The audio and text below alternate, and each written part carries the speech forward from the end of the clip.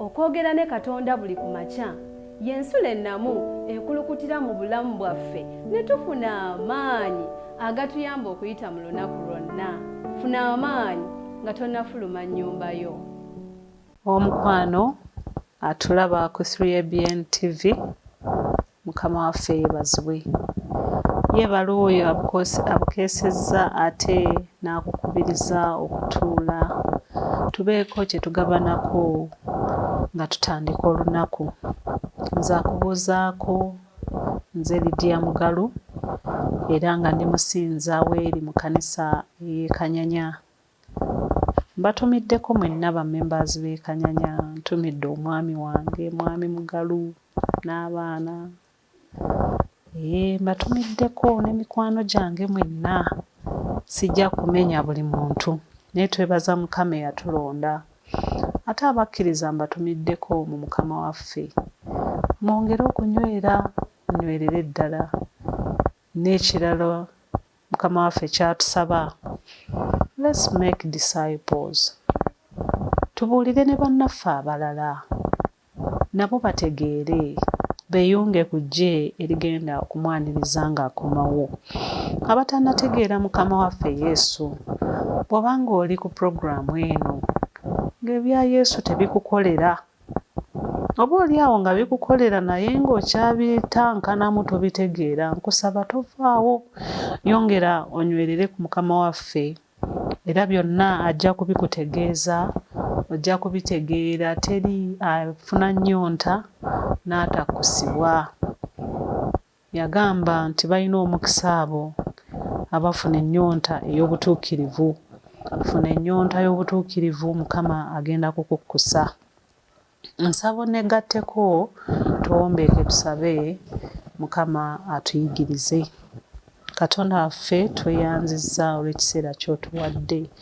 Weebale kubanga oli wamu naffe era oli mweteefuteefu okutuyigiriza. Tukusaba Mukama nga tuyiga ebigambo by'obunnabbi buno, yongera okubinyweza mu mutima gwaffe era bikole amakulu bituteekereteekere obulamu obutaggwaawo ku bwa Yesu Kristo omulokozi waffe. Amiina. Tugenda mu maaso n'ekitabo ekyakubikkulirwa. Jjo twatunuulidde okusinza ensolo ekitundu ekisooka. Leero tutunuulira okusinza ensolo ekitundu ekyokubiri. Ekitabo kyakubikkulirwa kirimu images, ebifaananyi, ensolo biki, abantu ne beebuuza naye ddala kati ebintu ebyo. Twebaza Katonda nti newankubadde yabiyisa eyo, yalina ensonga lwaki yabiyisa eyo. Lwaki? Kubanga abamu bwe babiwulira nga bibikkuse bibakyankalanya, era nkakasa okuva lwe twatandika okubiyiga wayinza okubaawo abakyankalanye. Naye Mukama waffe atusaasire, tuleme okukyankalana mu bubi, naye tukyankalane nga twekyawa okubeera mu sayidi enkyamu, naye nga tudda mu kkubo eggolokofu. Tukyawe obubi ne sitaani n'obubi bwe bwonna tubukyawe. Bwe kubanga okukyankalana akwo kwekwo. Mukama waffe yeebazibwe. Ebyedda obiveeko, ebikyamu obiveeko, oluubirire okuwulira ebya Mukama waffe Yesu kuba mwe muli obulamu.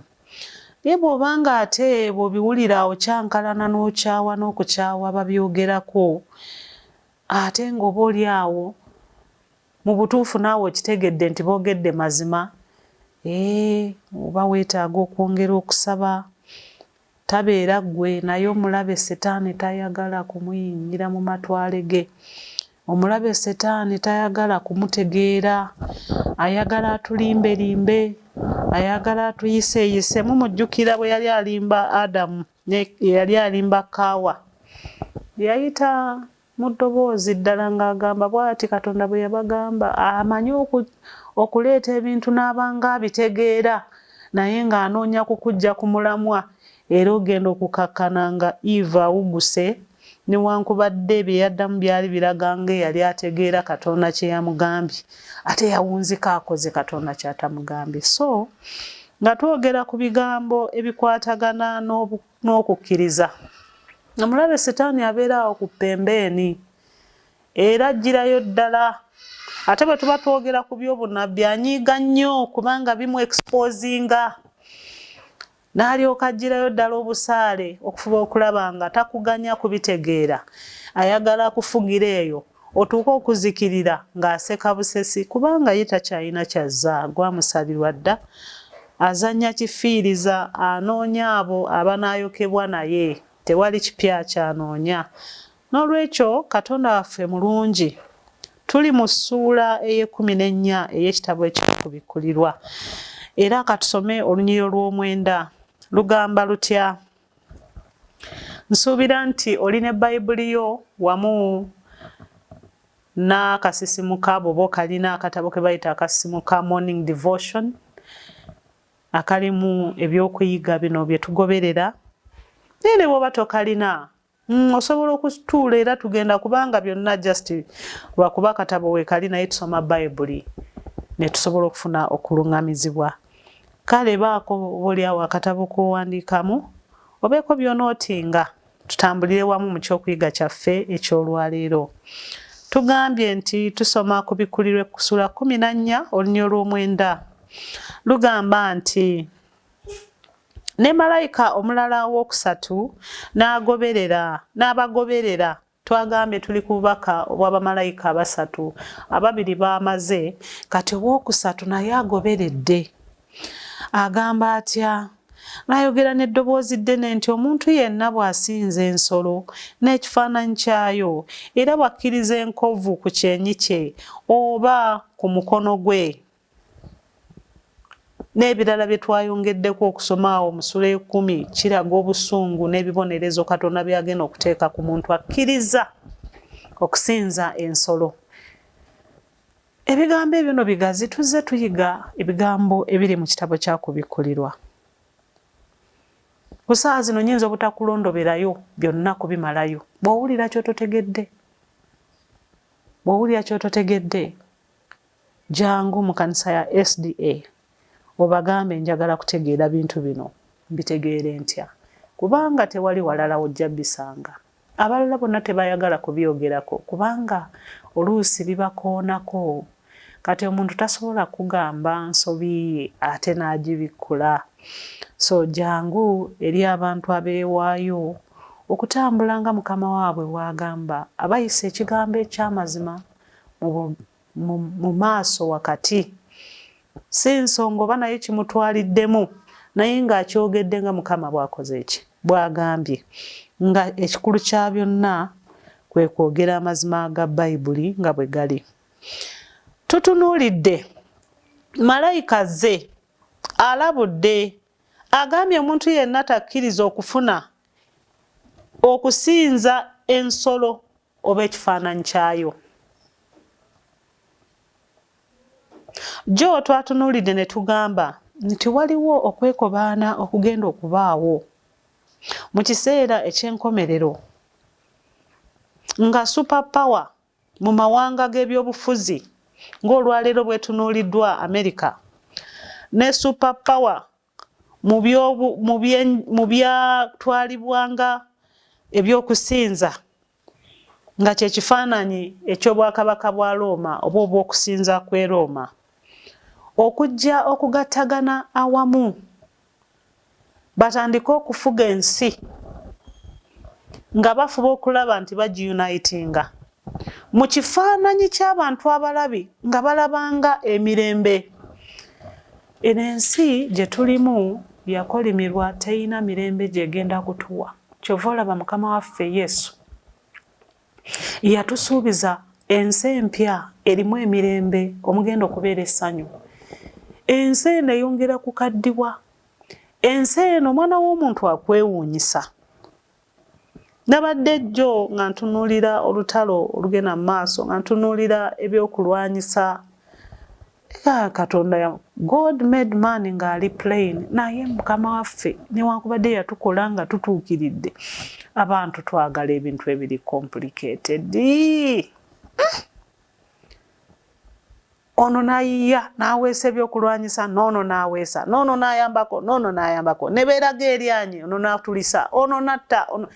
Kwegamba n'otunuulira ensi gye tulimu, omuntu afaanana bw'atyo tasobola kuteeseza nsi mirembe ne bw'oba ofa otya. Era tebakulimbanga nti bagenda kutuusa ku kugasaganya okw'emirembe.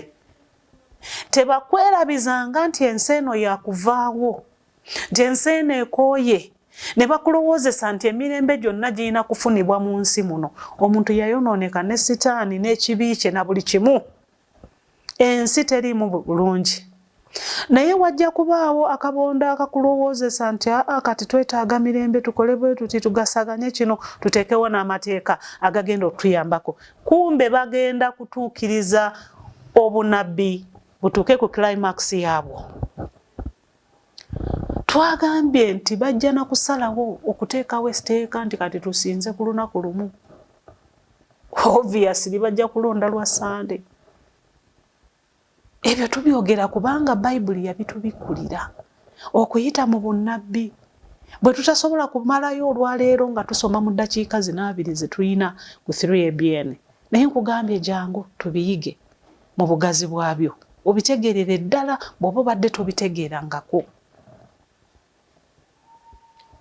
Setaani, the beast, oba muntu yayimiriddewo mu kifaananyi ekyokwetondekako ng'alabika nga yayagala okwefuula Katonda, nga yateeka. By the way, okimanyi nti eriyo omuntu eyeeyita omusigire wa Yesu ku nsi, ate nammwe mumumanyi, naye nga muntu ddala nga mmwe, naye ng'akugamba nti yeyasigira Yesu. Naye nga Yesu bwe yali agenda yagamba leka ngende mbaweereza omubeezi, nga ye Mwoyo Mutukuvu. Omubeezi ye Mwoyo Mutukuvu, Kristo gwatusindikira atubeere, atuluŋŋamye, n'amwogera n'okumwogera oyo anaabayigirizanga, anaabalungamyanga, anaabajjukizanga okukwata byonna bye nabagamba. Ye musigire ali mu busatu bwa Mukama waffe Yesu, obwa Katonda Kitaffe, Omwana n'Omwoyo Omutukuvu. Naye omuntu najja n'akugamba nti no, kati yenze, nze Kristo w'oku nsi. N'akulemesa n'okubikula Bayibuli, n'akugamba twalabye nkusomera. Era nze kyenkugambye ky'oba okola ki? Ky'oba osalawo okukola. Totunuulira birala, wuliriza nze. N'olabira ddala ensolo ng'eyimiridde mu maaso go, ng'ekuwa instructions, ng'ekujja ku mulamwa gw'ekigambo kya Katonda, naawe n'owuliriza era n'okola ekyo. Mukama wattu atusaasire. Bayibuli egamba nti ebibi byonna birisonyiyibwa, naye okuvvoola Omwoyo Omutukuvu tekulikola ki? Tekulisonyiyibwa. Omuntu avvoola Omwoyo, Omwoyo wa Katonda gwe yatusindikira, Omwoyo n'akugamba nti kola kino, gwe n'osalawo, obuvoozi obusooka bwebwo, ne weeyita Omwoyo, ne wessa mu kifaananyi ky'Omwoyo, ne wessa mu kifaananyi kya Kristo. Ekyokubiri ye gwe okulya eddoboozi lya Katonda nga liize likulabula, nga likugamba nti kola bw'oti, tambula bw'oti, kubanga oyo Mwoyo yaluŋŋamya, naye gwe n'ogaana. Buli lw'owulira eddoboozi lya Katonda nga likuyita okubeera ku bugolokofu, naye gwe n'osalawo okutambula mu makubo go nga bw'ogaagala, kitegeeza ovvoodde Omwoyo Omutukuvu, era okuluŋŋamya kwa Katonda tekuli mu ggwe. Ekiddako kuba kweyitira kuzikirira, nga ggwe wennyini gwe weesaliddewo. Njagala tuddemu tusome ebigambo bino nga bwe byatandise. Bamalayika bano tuddemu obubaka buno bwe batuleetedde. Nga tutandikira ku lunyiriri olw'omukaaga. Tugambye tuli ku lunyiriri ku bubaka obw'abamalayika abasatu. Bagamba batya? Kubikulirwa 14 olunnyo lw'omukaaga ne ndaba malayika omulala ng'abuuka mu bbanga ery'omu ggulu ng'alina enjiri ey'emirembe n'emirembe okubuulira abatuula ku nsi na mu ggwanga n'ekika n'olulimi n'abantu. Enjiri ey'emirembe n'emirembe y'enjiri ya Kristo Yesu. Bwe tuba twogera bino, saagala ate ebirowoozo byo byonna biwuguke okulowooza ku kintu ekirala kyonna okubaamu obulokozi. Mu Yesu Kristo mwokka mwe tusanga obulokozi bwaffe. Yenjiri ey'emirembe n'emirembe. Malayika najja n'abuuka n'abategeeza enjiri ey'emirembe ng'ayogera n'eddoboozi ddene nti mutye. Kati ajjayo enjiri ey'emirembe n'emirembe egamba etya mutye Katonda mumuwe ekitiibwa kubanga ekiseera eky'omusango gwe kituuse. Mumusinze yakola eggulu n'ensi n'ennyanja n'ensulo ez'amazzi. Enjiri ya mirembe na mirembe, enjiri erimu okwagala, enjiri eteriggwaawo. Ekigambo emirembe n'emirembe, enjiri eno tegenda kuvaawo era gwe musingi gw'Obukristaayo. Kutya Mukama, kumuwa kitiibwa, naye ayongerako eri abantu abatayagala kuwulira nti waliyo omusango. Akujjukiza nti ekiseera eky'omusango kikoze eki kituuse. Njagala okubajjukiza nti mu mateeka si mwe muli obulokozi, naye amateeka Katonda gagenda okutusaliramu omusango. Kristo kyava agamba nzija n'empeera yange okusasula buli muntu nga bwe yakola. Kati enjiri yonna entuufu terina kyerekayo, eyogera ku Kristo era neeyogera ku mateeka, kubanga z'empisa za Katonda ezirabikiramu abo abeewaddeyo okukkiriza ssaddaaka gye yatuwa. Bayibuli eyogera ku mateeka nti ndabirwamu eri ndabirwamu mw'oteeka n'otunula n'ogamba wano nga tewateredde ne weesootinga. Wano nga tewateredde ne weesootinga n'otereeza. Naye nga gakutwala eri ani? Kristo Mukama waffe. Era buli lw'ogakwata nga gakusongera kwani? Ku Kristo omuli obulokozi. N'olwekyo owooluganda mpuliriza, mukwano gwange mpuliriza. Mmanyi oba ebigambo bya leero obitegedde bulungi. Obubaka bwa malayika abasatu tubadde bwe tuliko nga bwe twagala okuwunzika. Naye ng'agamba, mbadde nsomye nga nkomye ku lunyiriro lw'omusanvu ng'ayogera n'eddoboozi eddene nti mutye Katonda mumuwe ekitiibwa kubanga ekiseera eky'omusango gwe kituuse. Mumusinze yakola eggulu n'ensi n'ennyanja n'ensulo z'amazzi ne malayika omulala owookubiri n'agoberera. Twamulabye ng'agamba nti kigudde Babuloni ekinene ekyanywesa amawanga gonna ku mwenge gw'obusungu bw'obwenzi bwakyo. Leero ne tuwunzika ne tugamba ne malayika omulala owookusatu n'agoberera ng'ayogera n'eddoboozi ddene nti omuntu yenna bw'asinza ensolo n'ekifaananyi kyayo era bw'akkiriza enkovu ku kyenyi kye oba ku mukono gwe, oyo naye alinywa ku mwenge gw'obusungu bwa Katonda. Saagala kubimalayo nnyo kubanga ebigambo ebyo bikambwe. Katonda waffe ow'ekisa asobola okuba nga ate ye Katonda yennyini ow'obusungu, asobola n'okuzikiriza.